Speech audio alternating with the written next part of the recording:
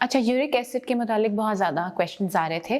तो gout is basically the condition जो आपके जब यूरिक एसिड लेवल्स बढ़ जाते हैं तो आपको होता है, उसमें आपको जॉइंट पेन होता है और कुछ और मजीद सिम्टम्स हैं। तो बेसिकली हो ये रहा होता है कि मोनोसोडियम यूरेट क्रिस्टल्स होते हैं ना, वो आपके साइनोवियल जॉइंट्स में जो है ना, आपके जॉइंट्स में एक्यूमुलेट हो जाते हैं। इसमें पहले एक चीज़ थी जो कही जाती थी कि आप अपने प्यूरिन रिच फूड्स को अपनी डाइट से निकाल दें। तो अब रिसर्च इसको सपोर्ट नहीं करती। मीट आप एक्सेसिव ले रहे होते हैं, डेफिनेटली उससे आपका यूरिक एसिड बढ़ जाएगा। यहाँ पे मैंने एक्सेसिव का लफ्ज इस्तेमाल किया है, ज़रूरत से ज़्यादा। अब ये है कि आपने करना क्या है, आपने बैलेंस डाइट रखनी है, ठीक है। अपनी हर चीज़ आपने एक मयाना रवि में खाना है।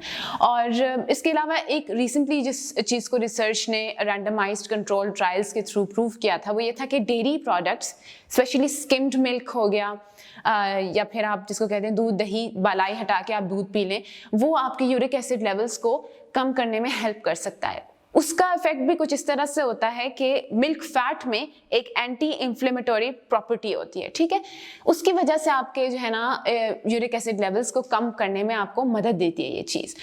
तो ये चंद चीज़ें हैं जो आप यूरिक एसिड या फिर जब आपको गाउट की कंडीशन पैदा हो जाए तो आप उसमें ये कर सकते हैं।